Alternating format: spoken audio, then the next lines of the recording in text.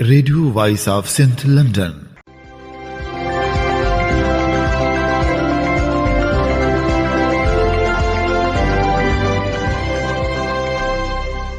آپ سن رہے ہیں radio voice of Sindh London. خبروں، تجزیوں اور تبصروں پر مشتمل پروگرام آج کا احوال کے ساتھ میں آپ کی خدمت میں حاضر آپ کی میزبان شان سے۔ پروگرام کے آغاز میں آپ کے لیے دعا کہ آپ جہاں بھی رہیں خوش و خرم رہیں۔ 7 فروری 2024 بدھ کے دن یہ programme radio voice of Sindh London کے اسٹوڈیو سے آپ کی خدمت میں براہ راست نشر کیا جا رہا ہے۔ سب سے پہلے حالات حاضرہ پر ایک نظر ڈالتے ہیں۔ پاکستان میں انتخابی مہم کا وقت ختم ہو گیا۔ کل ہونے والے الیکشن میں مختلف جماعتیں اپنی قسمت آزمائیں گی۔ کل ہونے والے الیکشن میں ڈاکٹر قادر مکسی، ایاز لطیف پلیجو، سید زین شاہ، امیر آزاد پنور اور دیگر باشعور رہنما بھی اپنی قسمت آزمائیں گے۔ انتخابی مہم کے اس سلسلے میں کل منعقد کیے گئے اجلاسوں سے خطاب کرتے ہوئے سندھ کے باشعور رہنماؤں نے اپنی فتح کی امید ظاہر کی ہے۔ ایس ٹی پی کے صدر سید زین شاہ نے کہا ہے کہ ملک میں الیکشن طاقتور لوگوں کے ضابطے میں رہے ہیں، ہمیشہ سلیکٹڈ امیدوار لائے جاتے ہیں۔ اقتدار کے لالچ میں پیپلز پارٹی نے سندھ کے وسائل اور وفاق کو دے دیے ہیں، عوام کو بنیادی سہولتیں بھی میسر نہیں۔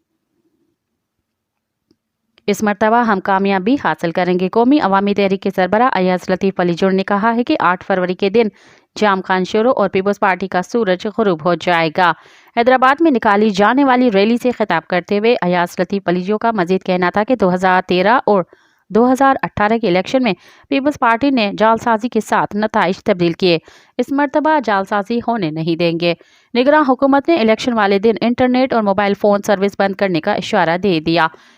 نگراں وفاقی وزیر گوہر اعجاز نے کہا ہے کہ ابھی تک موبائل فون سروس یا انٹرنیٹ بند کرنے کا فیصلہ نہیں ہوا۔ سیکیورٹی صورتحال کو نظر میں رکھتے ہوئے موبائل اور انٹرنیٹ سروس بند کرنے پر غور کیا جا سکتا ہے۔ امریکہ نے پاکستان میں 8 فروری کو ہونے والے انتخابات کے بارے میں کہا ہے کہ وہ پاکستان کے انتخابی عمل کی کافی قریب سے نگرانی کر رہا ہے۔ امریکی محکمہ خارجہ کے پرنسپل ڈپٹی ترجمان نے ایک ہفتے وار بریفنگ میں کہا کہ ہم پاکستان کے انتخابی عمل کے کافی قریب سے نگرانی کر رہے ہیں۔ انہوں نے کہا کہ جیسا کہ ہم نے کہا کہ ہم دیکھنا چاہتے ہیں کہ اس میں وسیع تر شرکت ہو، جس میں اظہار رائے کی آزادی اور اجتماع کی آزادی کا احترام ہو۔ ترجمان نے مزید کہا کہ ہمیں تشدد کے تمام واقعات اور میڈیا کی آزادی، اظہار رائے کی آزادی بشمول انٹرنیٹ کی آزادی پر پابندیوں پر تشویش ہے۔ ان کا کہنا تھا کہ پاکستانی مستحق ہیں کہ بغیر کسی خوف و تشدد یا دباؤ کے آزادانہ اور منصفانہ انتخابات کے ذریعے اپنے مستقبل کے قائدین کا انتخاب کرنے کا اپنا بنیادی حق استعمال کریں۔ عوامی تحریک کے مرکزی صدر لال جروار، مرکزی جنرل سیکرٹری نور احمد کاتیار، مرکزی رہنما ڈاکٹر رسول بخش خاسکیلی اور داؤد ڈاہری نے اپنے مشترکہ پریس بیان میں کہا ہے کہ ارسا کی جانب سے پنجاب کو نئے کینال بنانے کی اجازت ملکی سالمیت پر حملے کے مترادف ہے۔ ملک میں شامل اقلیتوں کے درمیان اختلافات پیدا کرنے والی قوتیں ملک دشمن ہیں۔ اسپیشل انویسٹمنٹ فیسیلیٹیشن کونسل ایک غیر قانونی اور غیر آئینی ادارہ ہے۔ اس ادارے کے تحت سندھ کا پانی چوری کرنے والے منصوبے ملک دشمن ہیں۔ دریائے سندھ کے تمام معاون ندیوں پر ان کے حصے داروں کو ان کے تاریخی حصے کے مطابق پانی فراہم کیا جائے۔ سندھ کا 90% پانی پہلے ہی پنجاب چوری کر چکا ہے، باقی 10% پانی پر پنجاب کے حکمرانوں کی نظریں ہیں۔ جب سندھ کے عوام الیکشن میں مصروف ہیں تو اس وقت نگراں سرکار سندھیوں کی زمینوں دریائے سندھ پر قبضہ کر رہی ہیں۔ نواز لیگ، پیپلز پارٹی اور جی ڈی اے بھی اقتدار کی خاطر نگراں سرکار سے اس ملک دشمن قبضے کے ایجنڈے پر متفق ہیں۔ ملک بھر میں کن خاندانوں کے کتنے امیدوار کتنی نشستوں پر انتخابی میدان میں قسمت آزمائی کر رہے ہیں، اس حوالے سے اہم تفصیلات سامنے آئی ہیں۔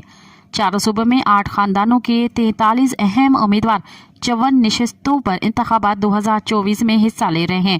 چودھری ظہور الہی خاندان کے 10، رانا پھول خاندان کے 6، مولانا فضل الرحمان حاکم علی زرداری گجرات کے گجر خاندان کے 5 جبکہ شریف کھوکھر اور کھٹک خاندان کے 4 افراد بیک وقت انتخابات میں حصہ لے رہے ہیں۔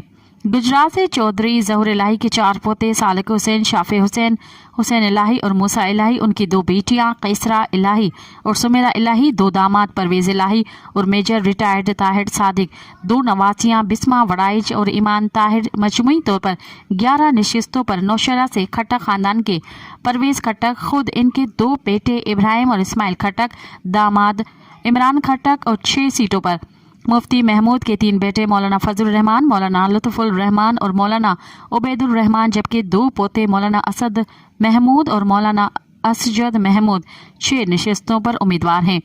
कसूर के राना फूल के बेटे राना मोहम्मद इकबाल खान, 3 भतीजे राना हयात खान, राना इसा खान, राना असलम खान, राना हयात का बेटा राना सिकंदर हयात और राना असलम खान का भतीजा राना तनवीर रियाज 6 नशिस्तों पर।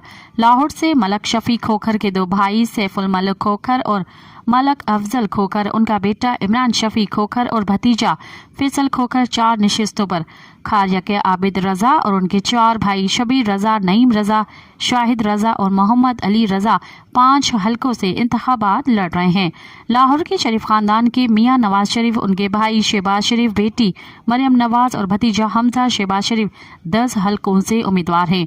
बेनजीराबाद के हाकिम अली जरदारी के बेटे आसिफ अली जरदारी, 2 बेटियां डॉक्टर अजरा और फरयाल तालपुर, 1 दामाद मुन्नवर तालपुर और उनका पोता बिलावल भुट्टो जरदारी 9 नशिस्तों पर इंतखाबात में हिस्सा ले रहे हैं। मुल्क को गुज़िश्ता 24 साल में 20% जंगलात के रकबे से महरूम होना पड़ा है। ये बात Pakistan institute of development economics PIDA के तहकीकी जायजे में बताई गई। इसकी बड़ी वजह शहरी आबादियों में इजाफे और तवानाई ज़रा में कमी को बताया गया है। The billion tree tsunami project TBT-TP के तहत चैलेंजों और मौक़े पर तहकीक पर मालूम हुआ कि पाकिस्तान में जंगलात की शरह पूरी दुनिया में कम तरीन है, जहां हर साल 27,000 एकड़ रकबे पर जंगलात का सफाया कर दिया जाता है। Chairman peoples party Bilawal Bhutto की इंतखाबी अहलियत को सुप्रीम कोर्ट में चैलेंज कर दिया गया। शाह मोहम्मद जमान नामी एतराज़ कंदा ने सुप्रीम कोर्ट में अपील दायर की, जिसमें उन्होंने मौक़िफ़ इख्तियार किया कि बिलावल भुट्टो पाकिस्तान पीपल्स पार्टी के चेयरमैन हैं, जिसका इंतखाबी निशान तलवार है। बिलावल भुट्टो इंतखाबात में पीपल्स पार्टी पार्लियामेंटेरियंस की टिकट पर तीर के निशान पर हिस्सा ले रहे हैं। एक्ट के तहत कोई शख्स बेक वक्त 2 जमायतों का मेंबर नहीं रह सकता। सिंध हाई कोर्ट ने कानून का दुरुस्त जायजा नहीं लिया। हुकूमत ने पेट्रोलियम लेवी की मद में 6 माह के दौरान अवाम से 472 अरब रुपए वसूल किए हैं, जो गुज़िश्ता बरस इसी मुद्दत के दौरान वसूल की जाने वाली लेवी से ये वसूली 166% ज्यादा है। मीडिया रिपोर्ट के मुताबिक रवा माली साल के पहली छमाही के दौरान वसूल की जाने वाली पेट्रोलियम लेवी पूरे माली साल के लिए बजट के मौजूदा पेट्रोलियम लेवी का 54% है। रवा माली साल की पहली छमाही के दौरान पेट्रोलियम लेवी की मद में 222 अरब रुपए वसूल किए गए थे। बानी PTI इमरान खान की अहलिया बुशरा बीबी ने अडियाला जेल मुंतकिली के लिए हाई कोर्ट से रुजू कर लिया। इमरान खान की अहलिया बुशरा बीबी ने अडियाला जेल मुंतकिली के लिए इस्लामाबाद हाई कोर्ट में दरख्वास्त दायर की, जिसमें कहा गया कि तमाम शहरी कानून के नज़र में बराबर है, इसीलिए किसी भी आम कैदी की तरह सजा अडियाला जेल में काटना चाहती हूँ। दूसरे सियासी वर्कर्स जेलों में आम कैदियों के साथ हैं। बनी गाला सब जेल में मुंतकली मसावी। पाकिस्तान की हुकूमत और IMF के दरमियान वर्चुअल मुज़ाकरात जारी हैं, जिनमें 3 नुकात पर बातचीत की जा रही है। इस बारे में पाकिस्तान हुकूमत या IMF की तरफ से अब तक कोई एलामिया जारी नहीं किया गया है। ताहम इस बारे में बाज़ तज्ज़िया कारों और मुबस्सरीन का कहना है कि IMF के पास तहफ़्फ़ुज़ात हैं, जिन पर बातचीत का सिलसिला जारी है। PIA की निजकारी से कबल इसके भारी कर्ज़ों को हुकूमती कर्ज़ों का हिस्सा बनाना और गर्दिशी कर्ज़ों का प्लान भी इस वक्त ज़ेर बहस है। Election watch dog free and fair election network फाफिन ने आम इंतखाबात के लिए जनरल नशिस्तों पर ख़वातीन उम्मीदवारों से मुतल्लिक रिपोर्ट जारी कर दी। फाफिन के मुताबिक 8 फरवरी को होने वाले आम इंतखाबात में 6 करोड़ के लगभग ख़वातीन वोट दे सकती हैं। उनके ये वोट हासिल करने के लिए 111 सियासी जमायतों की 275 ख़वातीन उम्मीदवार आम इंतखाबात में हिस्सा ले रही हैं। फाफिन की रिपोर्ट में बताया गया है कि ख़वातीन उम्मीदवार कौमी और सूबाई असम्बलियों के जनरल नशिस्तों पर नामजद 6037 उम्मीदवारों का 4.6% है। پیپلز پارٹی پارلیمنٹرین نے 4.50%، مسلم لیگ نون نے 4.99% خواتین، جبکہ جماعت اسلامی میں 3.70% خواتین کو جنرل نشست پر ٹکٹ دیے ہیں۔ اس کے علاوہ JUI نے خواتین امیدوار کو جنرل نشستوں پر 4.17%، ANP نے 3.96% اور MQM پاکستان نے 5.76% خواتین کو ٹکٹ دیے۔ فافین رپورٹ میں کہا گیا ہے کہ TLP نے 1.28%، GDA نے 14.95% ٹکٹ خواتین امیدواروں کو دیے ہیں۔ اسی طرح BNP نے 4.84%، نیشنل پارٹی نے 12.37%، پشتونخوا ملی عوامی پارٹی نے 1.85% اور بلوچستان عوامی پارٹی نے الیکشن لڑنے کے لیے 7.89% ٹکٹ خواتین امیدواروں کو ٹکٹ دیے ہیں۔ WHO نے پاکستان میں کینسر کے بڑھتے مریضوں کے حوالے سے بڑا انکشاف کر دیا۔ رپورٹ کے مطابق پاکستان سمیت دنیا بھر میں ہر سال کینسر جیسے موذی مرض کے باعث لاکھوں لوگ موت کے منہ میں چلے جاتے ہیں۔ دنیا کا ہر 8واں شخص اس مرض کا شکار ہے، جبکہ پاکستان میں چھاتی، منہ اور پھیپھڑوں کے کینسر میں مبتلا مریضوں کی تعداد میں تیزی سے اضافہ ہو رہا ہے۔ رپورٹ میں بتایا گیا ہے کہ 2020 میں دنیا میں 1.92 کروڑ سے زائد افراد کینسر کے مرض کا شکار ہوئے، جن میں 1.65 کروڑ مرد اور 92 لاکھ عورتیں شامل تھیں۔ پاکستان میں عام انتخابات 2024 میں ایک دن باقی ہے، لیکن نگراں حکومت کی جانب سے سرکاری اداروں کی نشکاری کے معاہدے سامنے آ رہے ہیں، جبکہ حال ہی میں نگراں کابینہ میٹنگ میں FPR اصلاحات کی دستاویزات بھی پیش کی گئی۔ تاہم الیکشن کمیشن آف پاکستان کا کہنا ہے کہ بڑے پالیسی فیصلے منتخب حکومت کا کام ہے۔ نگراں حکومت کی جانب سے سرکاری اداروں کی نشکاری اور اصلاحات کرنے سے متعلق secretary election commission doctor Asif Hussain نے سیکریٹری کابینہ ڈویژن کامران علی افضل کو خط لکھ دیا ہے۔ ذرائع ابلاغ کو موصول خط کی نقل میں کہا گیا ہے کہ PIA کی نشکاری کے سلسلے میں کابینہ کی منظوری کے لیے تیار کردہ تمام دستاویزات پہلے الیکشن کمیشن کو جائزے کے لیے فراہم کیے جائیں اور الیکشن کمیشن کی جانب سے فیصلے تک نگراں حکومت PIA نشکاری کے حوالے سے معاہدے پر دستخط کرنے سے اجتناب کرے۔ میسر معلومات کے مطابق مبینہ طور پر وزارت نشکاری نے PIA کے روز ویلٹ ہوٹل کے امریکی کنزرویشن کے ساتھ معاہدہ کیا ہے، جس کے دستاویز کو وفاقی کابینہ میں پیش کیا جانا ہے، جن پر الیکشن کمیشن نے نوٹس لے لیا ہے اور کہا ہے کہ الیکشن ایکٹ 2017 کے سیکشن 230 کے تحت ان فیصلوں کا جائزہ لیا جائے گا۔ ان میں سے 1,799.387 ارب روپے کے قرضے اندرون ملک بینکنگ سیکٹر سے اور 608.381 ارب روپے کے قرضے غیر ممالک سے لیے گئے۔ نگراں دور حکومت میں ملکی قرضوں میں اس اضافے کے بعد 31 دسمبر 2023 تک پاکستان پر ملکی قرضوں کا بوجھ بڑھ کر 40.606 ارب روپے ہو گیا ہے۔ اسی طرح جولائی تا دسمبر کی پہلے شش ماہی کے دوران پاکستان کی جانب سے لیے گئے غیر ملکی قرض کی مالیت کے 24,679 ارب روپے تک جا پہنچی ہے۔ 31 دسمبر تک پاکستان کے ذمہ واجب الادا قرض کا مجموعی حجم 65,285 ارب روپے تک جا پہنچا ہے۔ یہ قرض 30 جون 2023 تک 62,880 ارب روپے تھا۔ اب پروگرام میں شامل کرتے ہیں تجزیے اور تبصرے۔ پشتون تحفظ موومنٹ کی تقسیم پر پیش کرتے ہیں سحر بلوچ کی رپورٹ۔ پشتون تحفظ موومنٹ کہاں گئی؟ یہ سوال حالیہ دنوں میں اس وقت پوچھا گیا جب بلوچستان کے مہرنگ بلوچ کی جبری طور پر لاپتہ افراد کی بازیابی کے لیے نکالی گئی احتجاجی ریلیاں منظر عام پر آنا شروع ہوئیں اور ان ریلیوں کے نتیجے میں انہیں مبینہ طور پر دھمکیاں ملنا شروع ہوئیں۔ زیادہ تر ماہرین کو ان ریلیوں میں بھی وہی عناصر نظر آئے جو کہ 8 سے 6 سال پہلے منظور پشتین کے آواز پر نکلنے والی ریلیوں میں تھا۔ پشتونوں کو بظاہر متحد کرنے والی تحریک اس وقت شدید تقسیم کا شکار ہے، جس کے نتیجے میں آنے والے الیکشن میں اسی تحریک سے ابھرنے والے کئی افراد اور تنظیمیں بطور سیاسی جماعت اور آزاد امیدوار حصہ لے رہے ہیں۔ واضح رہے کہ منظور پشتین اس وقت حراست میں ہیں اور ان کے بارے میں مزید معلومات ان کی تحریک کے کسی شخص کے پاس نہیں ہیں۔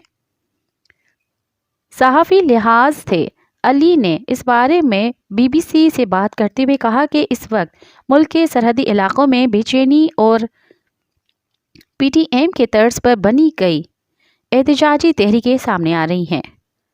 ماہرنگ کو بلوچوں کی منظور پشتین کہتے ہوئے انہوں نے کہا کہ اس وقت PTM خود شدید تقسیم کا شکار ہے۔ انہوں نے تقسیم کا خوف اس تحریک کے آغاز سے ہی تھا۔ صحافی لحاظ علی نے کہا کہ PTM کی شکل میں پشتونوں کو 3 بڑے نام ملے: منظور پشتین، محسن داوڑ اور علی وزیر۔ ایک تحریک کی آواز بننا، ایک دماغ اور تیسرا جذبات۔ تاہم اسی دوران تحریک میں 2 واضح دھڑے بن گئے جو پارلیمانی اور غیر پارلیمانی سیاست کرنے کی حمایت اور مخالفت پر بنے۔ ایک دھڑے نے کہا کہ پاکستان کی پارلیمان نے انہیں 7 دہائیوں میں کیا دیا ہے جو وہ اس کا حصہ بنے، جبکہ دوسرا دھڑا پارلیمان میں مزاحمتی سیاست کرنے پر زور دیتے ہوئے تحریک سے علیحدہ ہو گیا۔ اس کی شروعات تب ہوئی جب 2018 کے عام انتخابات میں PTM کو 2 سرگرم ارکان محسن داوڑ اور علی وزیر کو الیکشن میں حصہ لینے کے نتیجے میں تحریک کی کور کمیٹی سے الگ کر دیا گیا۔ فروری 2019 میں BBC کو دیے انٹرویو کے دوران منظور پشتین نے کہا کہ جو پارلیمانی سیاست کرنا چاہتا ہے وہ بے شک کرے، لیکن پھر خود کو ہماری تحریک کا حصہ نہ سمجھے۔ کراچی کا الیکشن نامہ کے عنوان سے مظہر عباس لکھتے ہیں: کراچی مزید خون خرابہ کا متحمل نہیں ہو سکتا، بہت خون دیکھ لیا۔ خون ریاستی لاٹھی پڑنے سے، کسی کے زخمی ہونے کی وجہ سے نکلے یا کسی کی گولی سے کوئی سیاسی کارکن شہید ہو جائے، نہ جانے کیوں ایک انجانا سا خوف ہے بس انتخابات خیریت سے ہو جائیں۔ اگر ملتوی ہی کرنا یا کروانا ہے تو بہتر ہے وجوہات کوئی اور تلاش کر لی جائے۔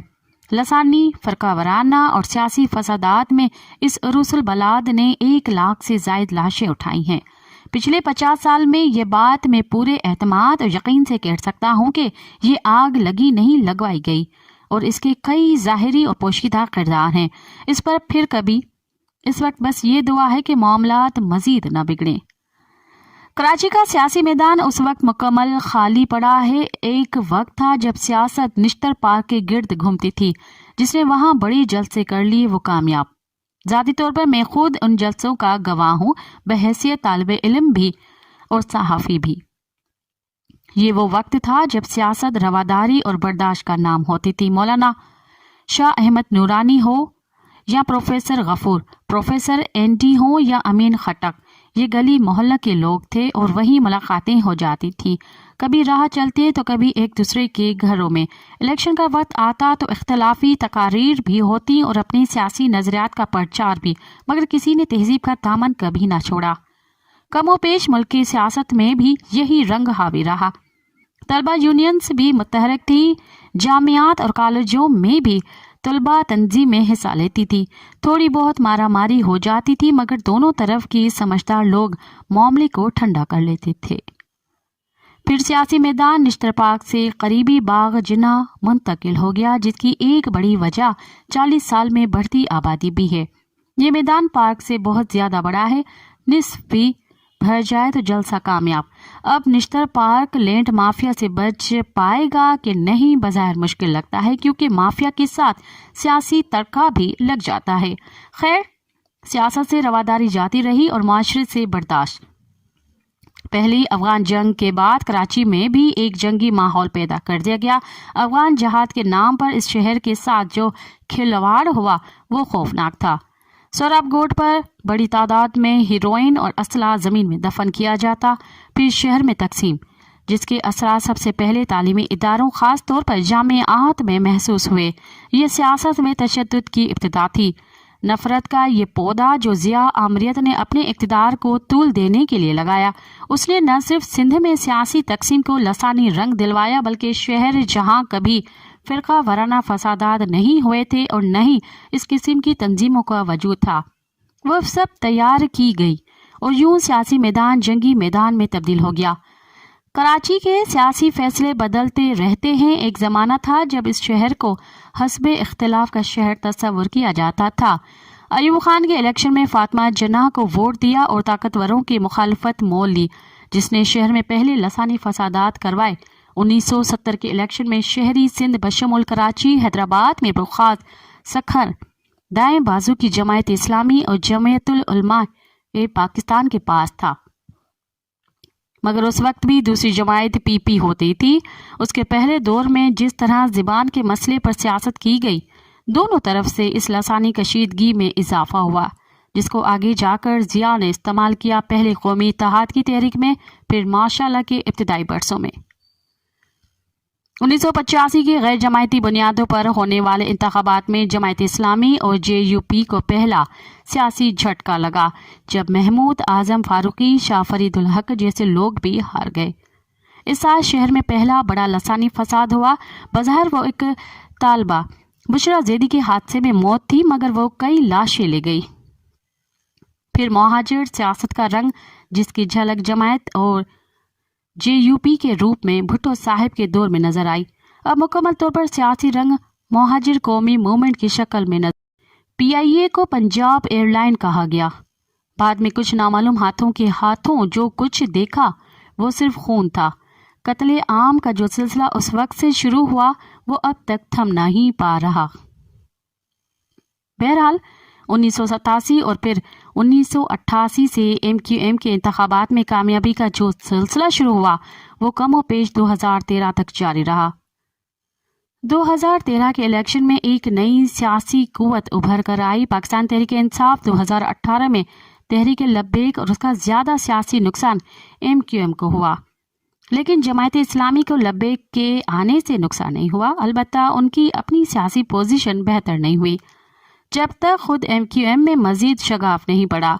12 मई 2007 और 22 अगस्त 2016 दो ऐसे वाक़यात हैं जो पार्टी को नुकसान पहुंचा रहे हैं। इसी सूरत हाल का कुछ जमायत को पहुंचना शुरू हुआ, मगर असल फ़ायदा PTI को हुआ। 12 मई 2007 और 22 अगस्त 2016 दो ऐसे वाक़यात हैं जो पार्टी को नुकसान पहुंचा रहे हैं। इस सूरत हाल का कुछ फ़ायदा जमायत को पहुंचना शुरू हुआ, मगर असल फ़ायदा PTI को हुआ। जो कुछ उस वक्त रियासत कर रही है, इससे PTI का वोटर रद्द अमल में बढ़ा है और गैर जानिबदार वोटर, ख़ास तौर पर नौजवान, इसको वोट देने को तैयार है। ताहम PTI बुरी तरह तंजीमी बदनज़मी का शिकार है। अब सब नज़रें उसके वोटर्स पर हैं। PP सबसे ज़्यादा तनकीद का शिकार रही, क्योंकि मुसलसल 15 साल से यहाँ इक़्तिदार में है।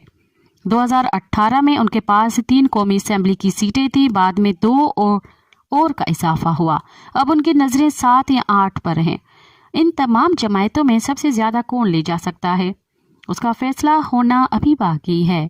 MQM का दावा है कि वो अपनी खोई हुई सीटें वापस ले लेगी, जबकि जमायत इस्लामी खासी पुरुम्मीद है कि ये इलेक्शन उनके लिए बेहतर नताइज लाएगा।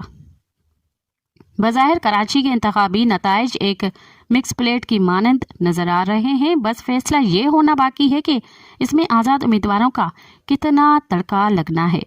अब अगर ये ज़रा ज़्यादा मिर्च मसाले वाला लग गया तो कहीं बदहज़मी न हो जाए।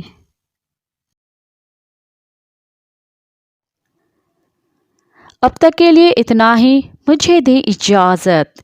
याद रखें, वोट एक अमानत है, लिहाजा देखें अमानतें हकदार तक पहुंच रही हैं या नहीं। अल्लाह निगहबान।